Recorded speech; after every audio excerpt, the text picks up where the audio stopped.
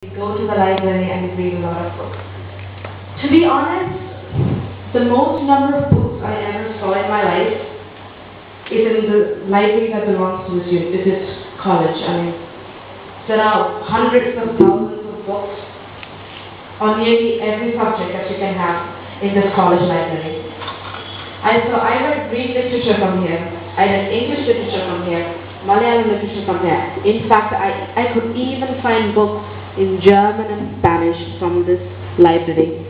And I always wondered, whenever I went to the long winding staircase, there were not many students who took the time to go there and to read all these books. And so when Ms. Radha called me a couple of weeks ago and asked me if I could come and inaugurate this, very exclusive literary and book club, I was very happy because you, my friends, are very lucky to have these many volumes to go through while you're here during your years of study. Not many students around the world have this opportunity to go and to read so many books. Saying that, how many of you read? Nobody? Oh my God. Okay.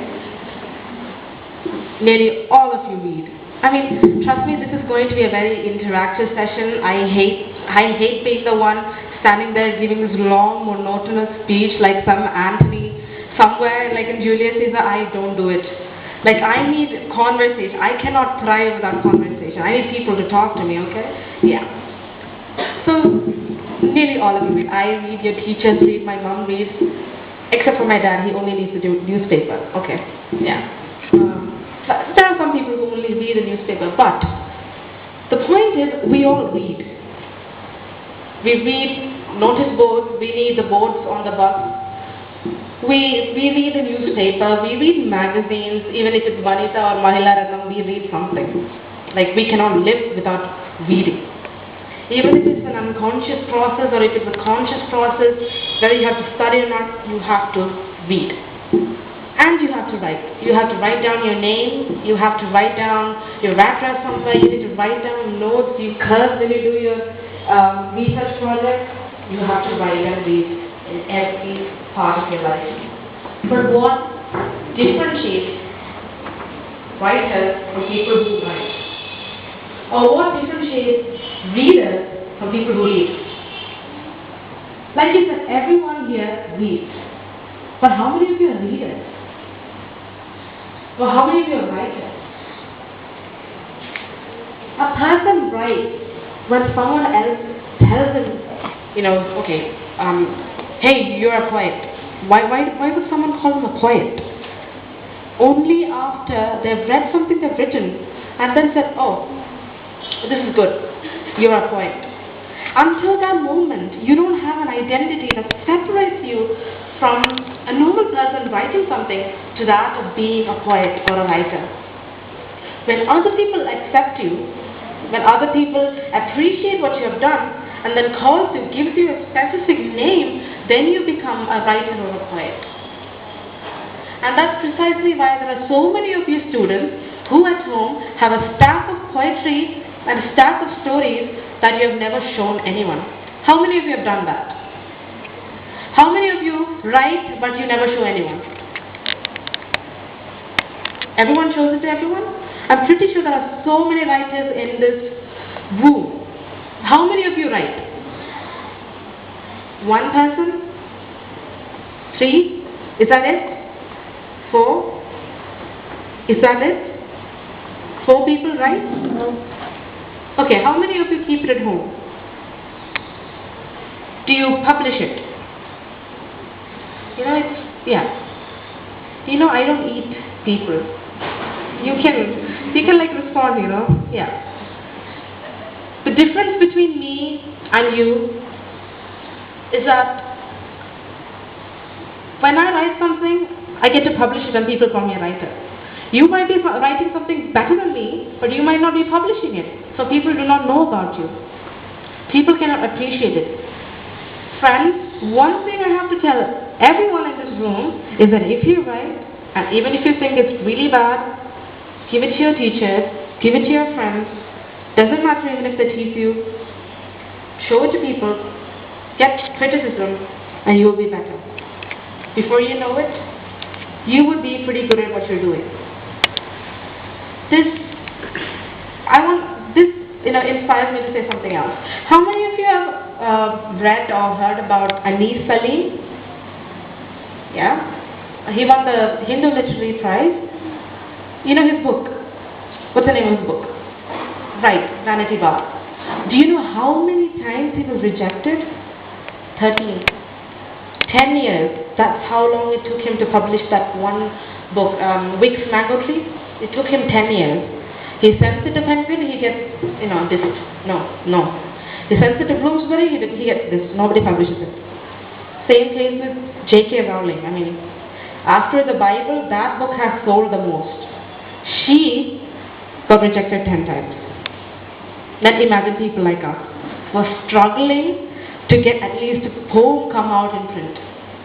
All these writers, they've struggled, they've cried and they've been frustrated, but still they try. The point is, if you don't try, you're not going to get anywhere. If you don't show your writing sunlight, it's not going to go anywhere. But still, these people tried, did not look at the time, finally got it published. And there is people like Kafka. How many of you read Metamorphosis? Nobody? This is appalling me slightly. Kafka. Don't you like Kafka, or is it too boring and depressing and suicidal for you? Well, it is pretty depressing, to be honest. But, Metamorphosis is written in German in the name Die Verwandlung. That was how it was called, Die Verwandlung. And at that time, Kafka was young, he was mentally frustrated, he could not be successful in whatever he was doing, was suicidal, his relationship was a mess. He wrote a book, Metamorphosis. And then he died. After a few years, he passed away without anybody much knowing about him. And after that, he became quite famous for, really famous. Things like that happen. Like, for example, you draw like Van Gogh, and then Van Gogh becomes famous after he dies. Someone draws a painting called The Scream, and he says, oh my god, that's the worst painting I've done in my life. He did 9 of those paintings. 9.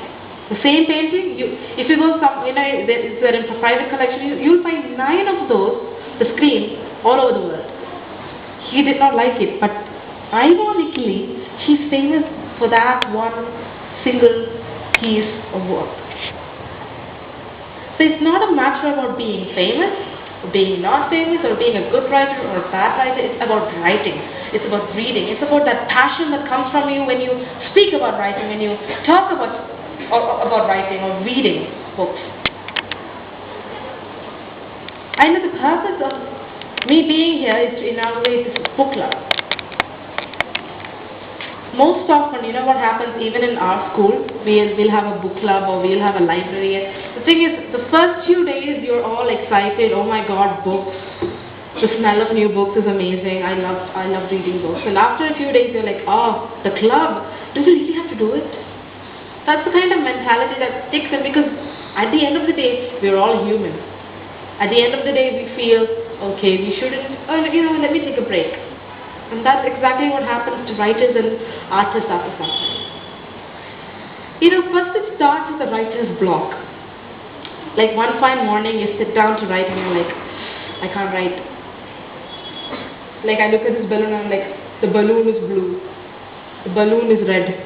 Can you write like that? You can write like that, but then it won't get any appreciation, right? You can say, the splendid spheres of red and blue reminded me of the sun in a weird universe. You can say that and get pass as a fiction writer, but that one day when you have writer's block, you can't do anything. All you can see is the very literal meaning of the blue balloons, the red balloons fluttering in the breeze.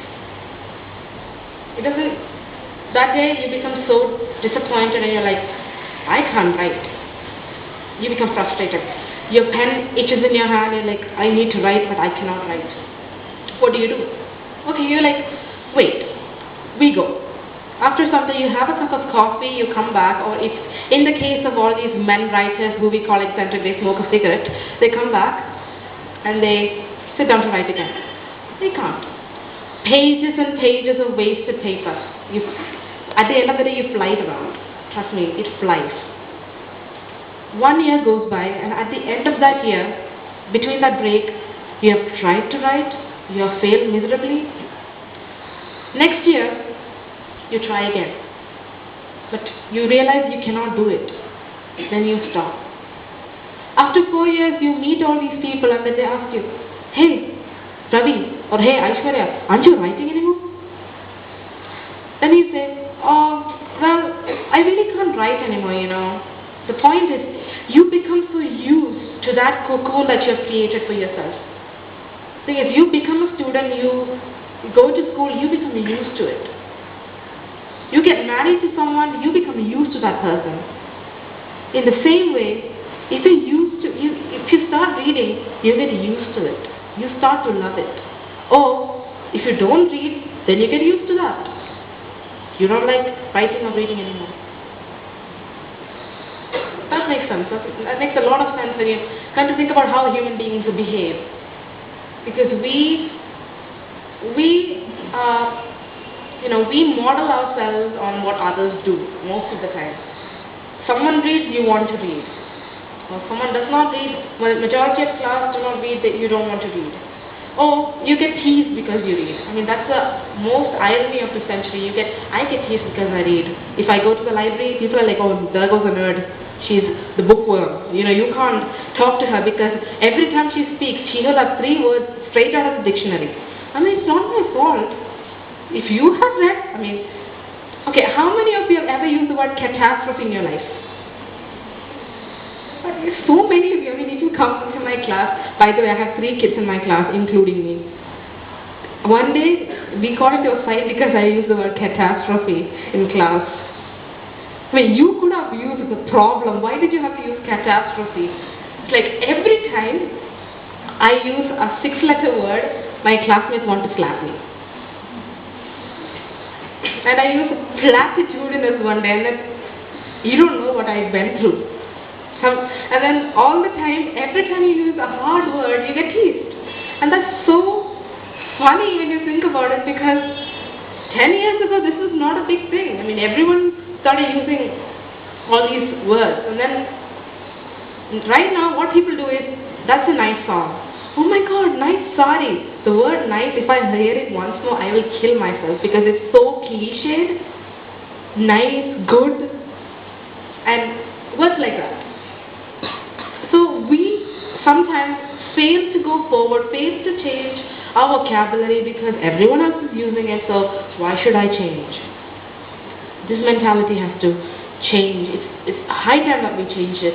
It's high time that we change thinking that reading is a bad thing. Reading is not a bad thing. I mean, yeah, you can become successful even if you do not read, but that success is very short-lived and that success is very dry because you don't have much choice or color in choosing what you want.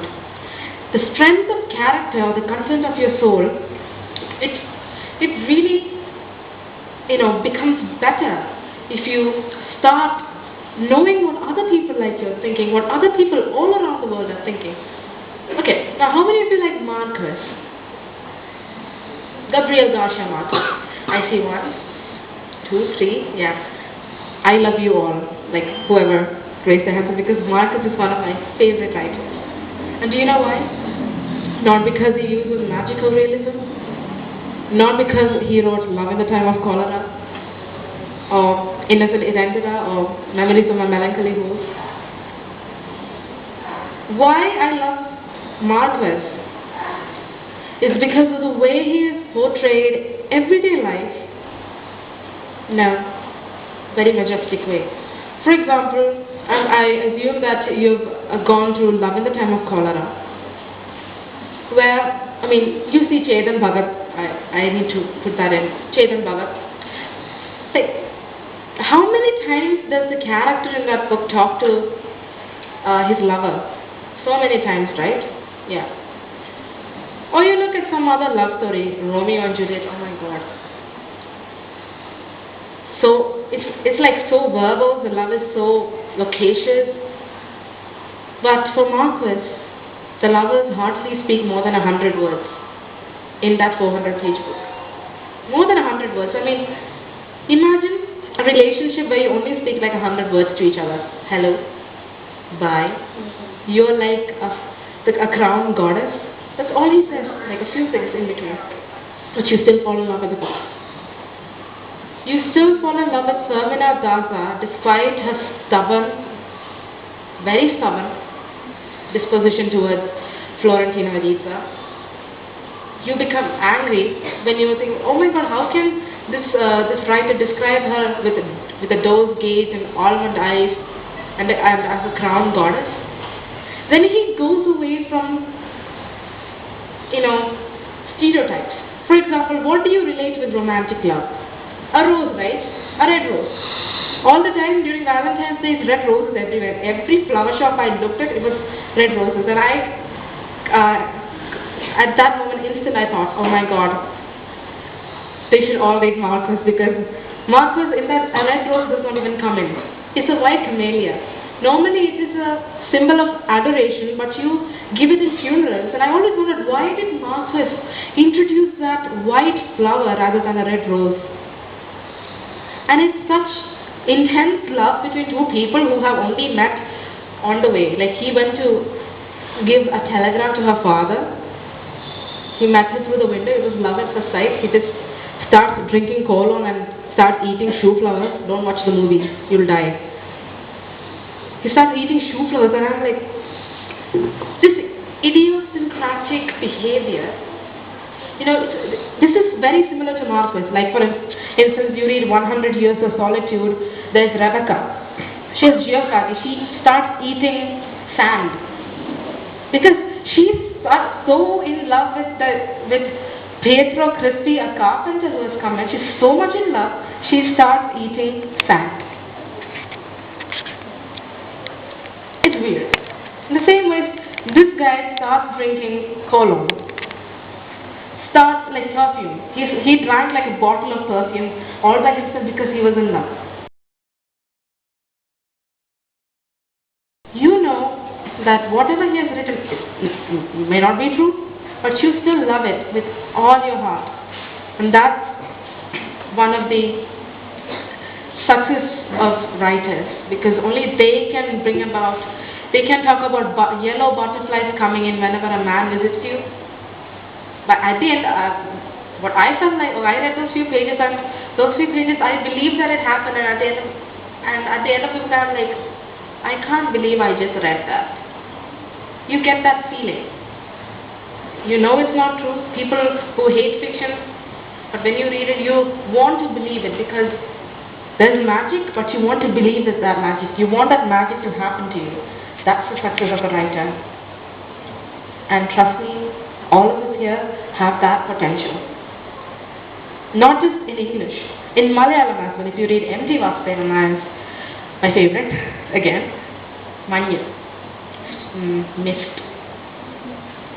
If you read it, I always believe that he becomes like an Eskimo when he starts to describe mist. Because for Eskimos, for Inuits, they have hundreds of words to describe snow.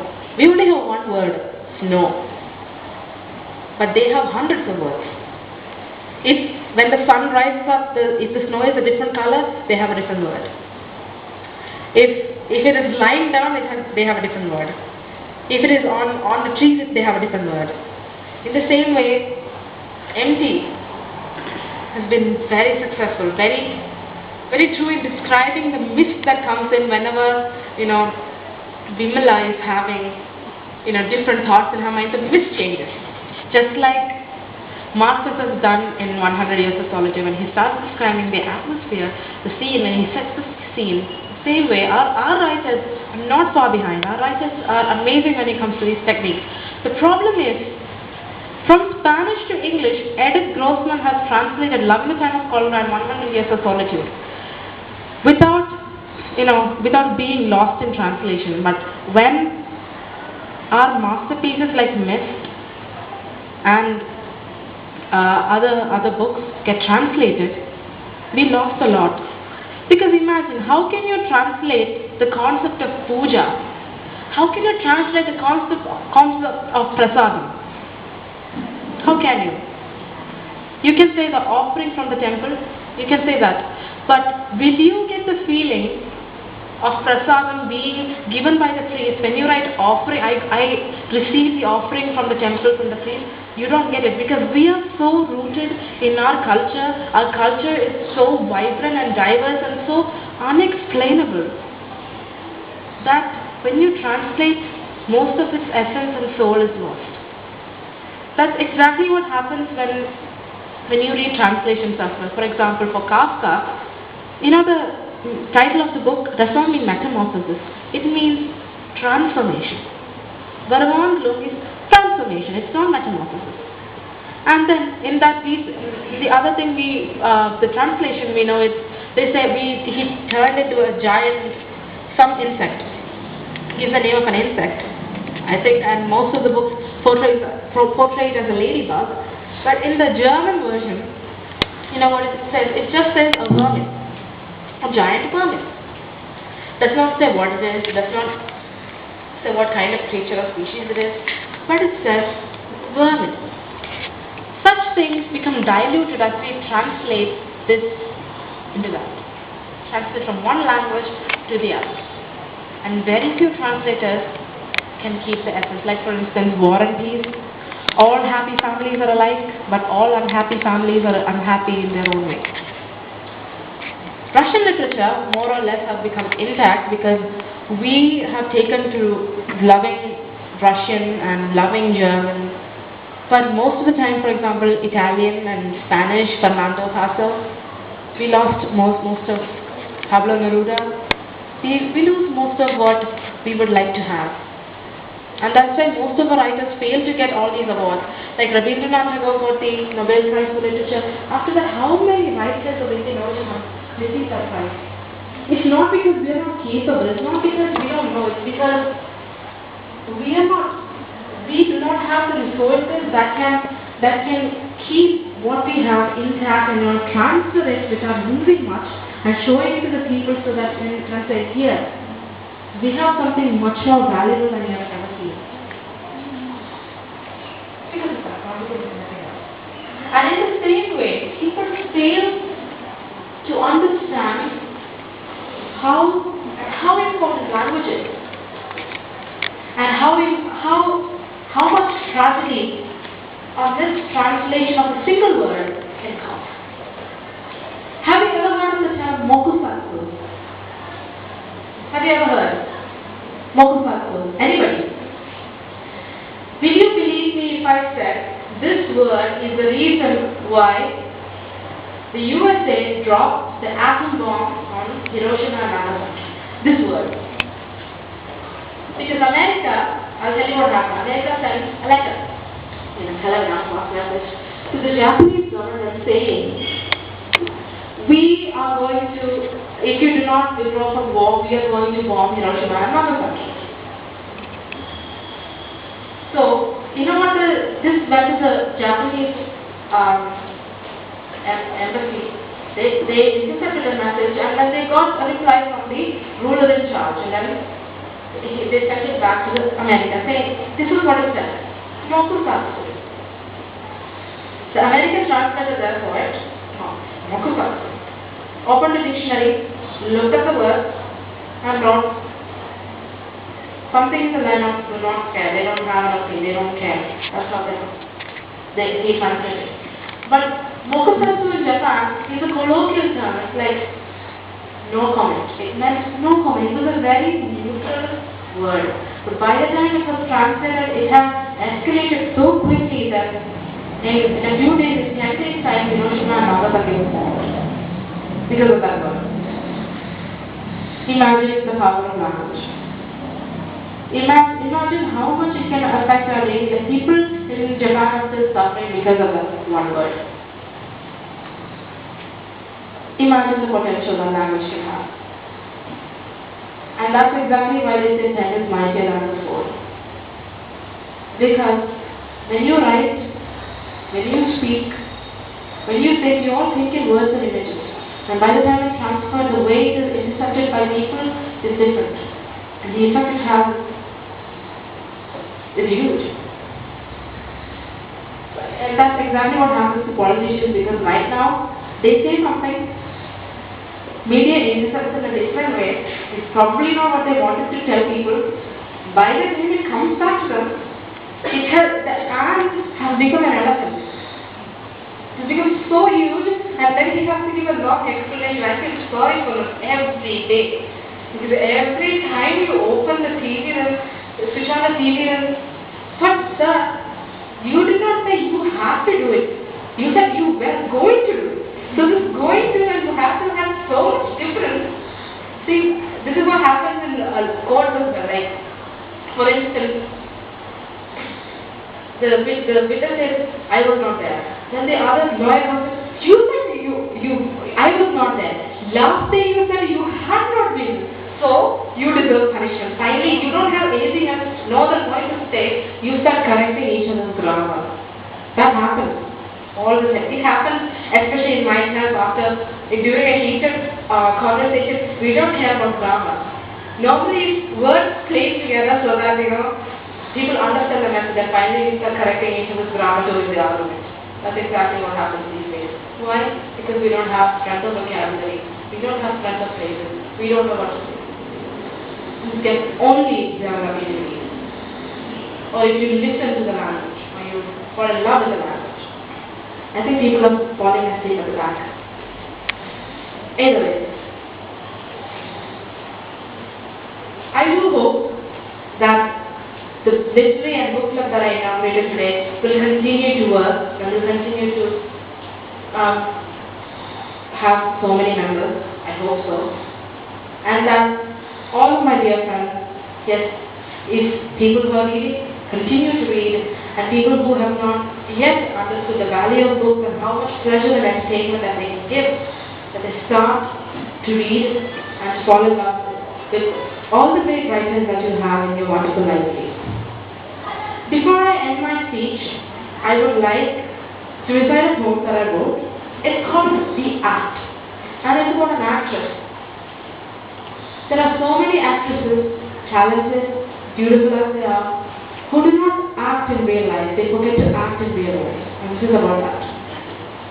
I hope you like it. The Act. Hands fall down from under her face, round the air in agonizing race.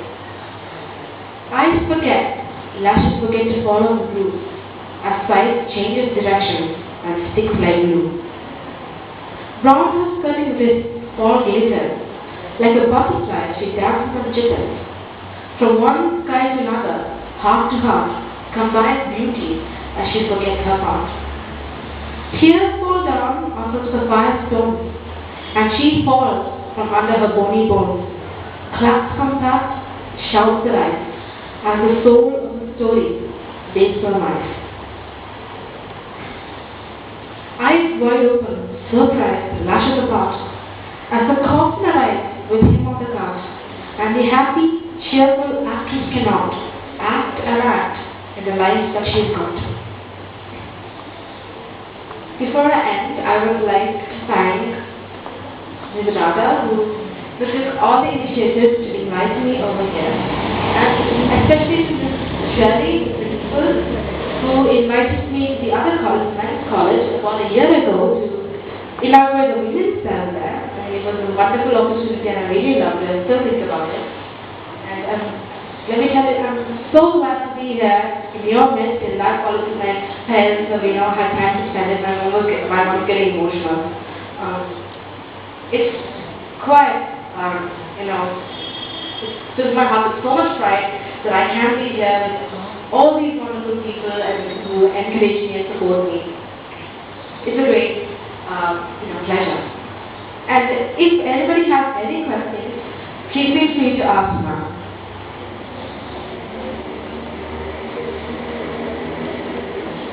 Okay?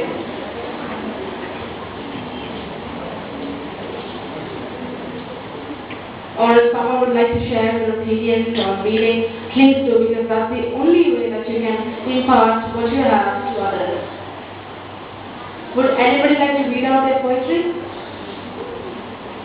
It does not help to be shy, trust me. You know, speech classes with Mr. Denzel, who was one of my favorite teachers. He was a British person, he was an Englishman who was an excellent orator and he was an excellent music teacher. And you know what he told me? One day, I got him practicing cello. And so I went there and I said, "Sir, why are you practicing everything so well?" And you know what he said? While I am, sitting there not doing anything, there is someone behind me who is working day in and day out to come up and become the best. While my friends, you are sitting idle because of something as trivial, something so unimportant as shyness in your own group of students and friends, there are people outside who do not care what people think about. They don't care what their friends think about. They don't care what the world think about. They want to be successful. They're trying for it. And because you're shy, you should never stop yourself from showcasing what you have inside you. Because only you know what is separating you from crossing that wall called shyness into becoming successful. So please, if anybody would like to share their ideas, please feel free and come forward. I do hope you don't disappoint me.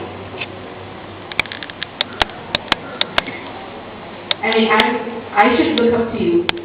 You're my seniors and I'm pretty sure so many of you write excellently and I'm pretty sure you'll have something to say. Anybody?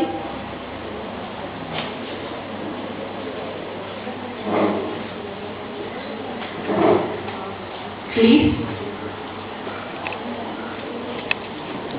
I see people smiling. I hope they stand up and speak. Doesn't matter if what you wrote is not good or something good. You cannot be the judge of poetry or writing. There's no judge because it's you who write. Now pretty sad that there's this hesitation to come forward and do it, but I do hope and I wish all the best for this literary circle, which I'm sure is going to create great writers and readers out of you. I am very thankful to college management for having invited me here. I do hope I will have a chance to come here more often. Thanks a lot and have a wonderful day. Thank you so much, Aishwarya, for inspiring all of us. Now, it's the time for felicitation. I invite our librarian, Srimati Radha I, to convey her felicitation.